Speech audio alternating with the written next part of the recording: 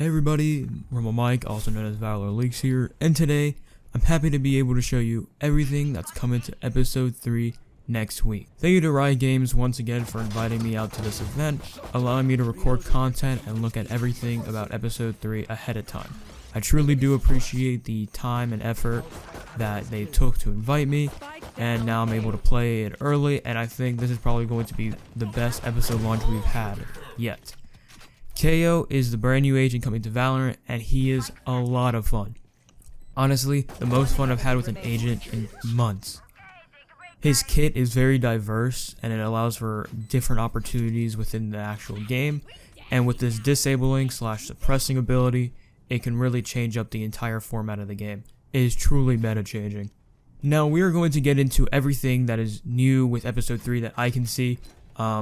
So we'll be looking into KO's abilities, what it does, and then all the brand new agent changes that are coming with this patch as well. We were not given patch notes, so we don't know the exact changes, but the changes that you will see in this video and on Twitter will be changes that I noticed and saw within the game. So let's get started. KO is the 16th agent coming to Valorant, and he is an initiator, meaning that he is going to be entering sites, initiating the fights in the game. But realistically, he is a very balanced agent that I think will be able to fit a duelist role as well. I personally played him like a duelist in the gameplay you are seeing in the video, and honestly, he's a lot of fun. Suppressing ability does open up a lot of opportunities to suppress agents. So let's say, to explain it on how it works, if you suppress an agent, they are not allowed to use their abilities for an X amount of time. I believe it was about 10 seconds. So they won't be able to use any abilities. They can still shoot and everything, but they cannot use abilities. His flash opens up very new possibilities and will be very familiar to CSGO players as it acts like a regular old flash. You can either pop flash it or you can throw it. Honestly, it's one of the better flashes in the game, and I really want to see how lineups will come in with this flash. And lastly is his nade, which honestly is super cool. It does different pulses, and for each pulse it does 13 damage. And it's pretty neat. It's mostly a zoning nade, if I were to call it anything. But anyway, his ultimate is sick, but I'll talk about that after I show you his gameplay right here.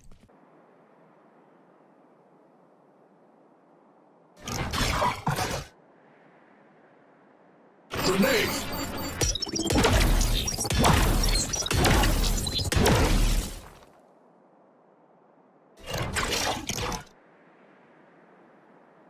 Throwing charge!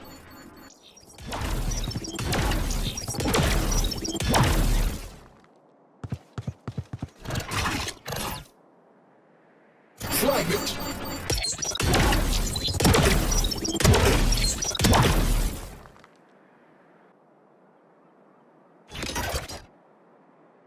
Flashbang!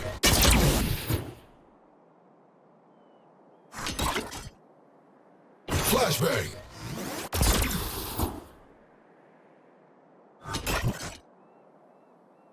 Flash! Flash!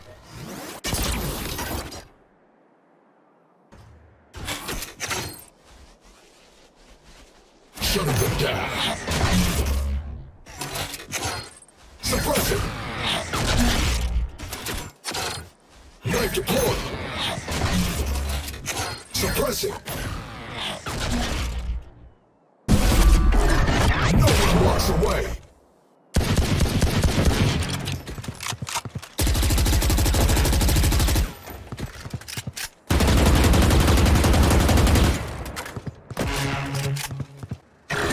No one walks away! So, what did you guys think? Personally, I think he's going to be a meta-changing agent, and I'm definitely going to be picking him up day 1. With this, I do want to elaborate on the ultimate. So, as you saw, the ultimate grants a combat stim. With this, it's your typical combat stim you would find in Spike Rush, doubles your fire rate, and it's just really fun at that point. But at the same time, you have two different things I did not show you within that ult video. You have his down state, which you have around 15 seconds to get revived. If you do not get revived, then you are dead. Any player can revive you from your team. It takes around 2 seconds, and it's really simple. Now you can be killed while you're down, but you have over, I think it was like 850 health or 1,000 health. I don't remember the exact number, but it's a lot, and it takes a lot to get like killed while downed. So it's going to be interesting to see how that plays out. But at the same time, you also have those purple pulses at the very end of the video. Those are also destabilization pulses.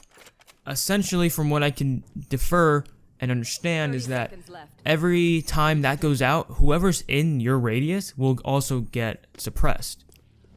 So they won't be able to use their abilities probably for less time, maybe like 3 seconds. I'm not exactly sure on the exact number, but you'll be able to see that exact number on the gameplay on my Twitch channel and on YouTube in the near future. But in the end, I really hope everybody does enjoy KO. He's one of the better agents in the game personally, and I want to see how he plays out in competitive and in casual play. Now moving on to the agent changes. As I mentioned before, these aren't official as we have not seen patch notes. I can only tell you what I've seen, so let's get into it.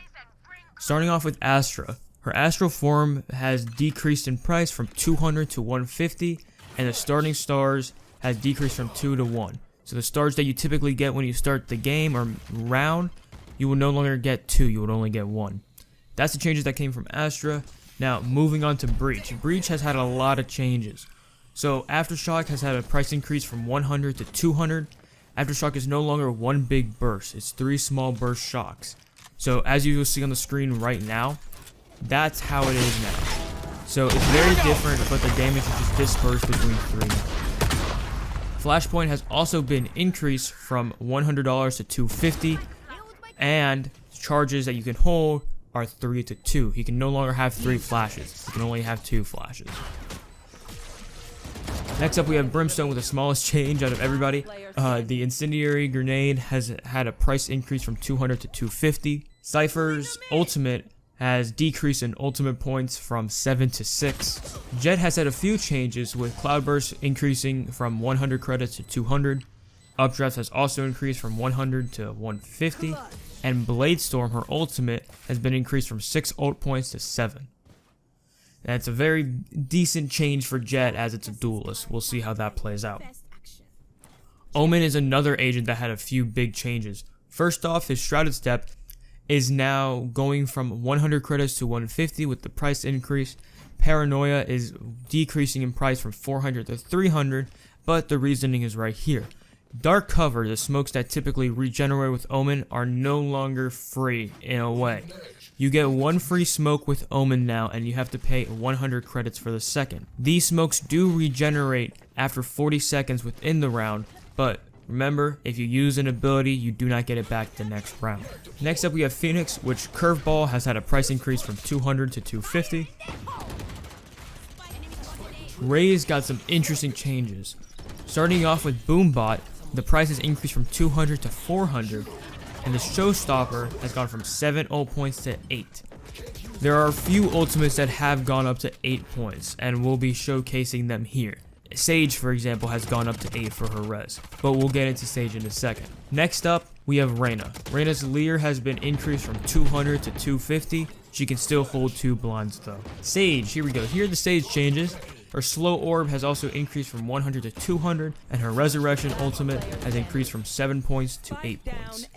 Next we have Skye, which is also another big change. Trailblazer, her dog, has been increased from 200 to 250. Guiding Light, her flash, has been increased in price from 100 to 150. You can no longer have 3 Skye flashes, it is only 2, because it has gone down from 3 to 2. And then Guiding Light also regenerates after 40 seconds within the round. You do still get 1 free flash with Skye.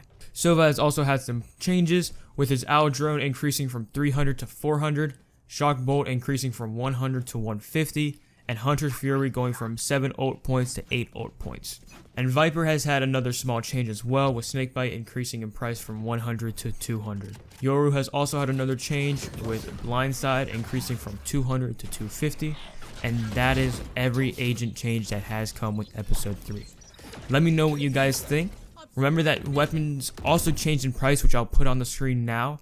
The entire economy seems to be getting a little change, so I'm really excited to see how it's going to play out. Otherwise, thank you guys so much for watching. If you did enjoy, please leave a like and subscribe. I never really asked for that, but honestly, I love to grow the YouTube channel. I want to start doing videos weekly. And yeah, I hope you guys enjoy episode 3. We'll be live on Twitch starting at 1 p.m. EST. Twitch is in the description below and on the screen.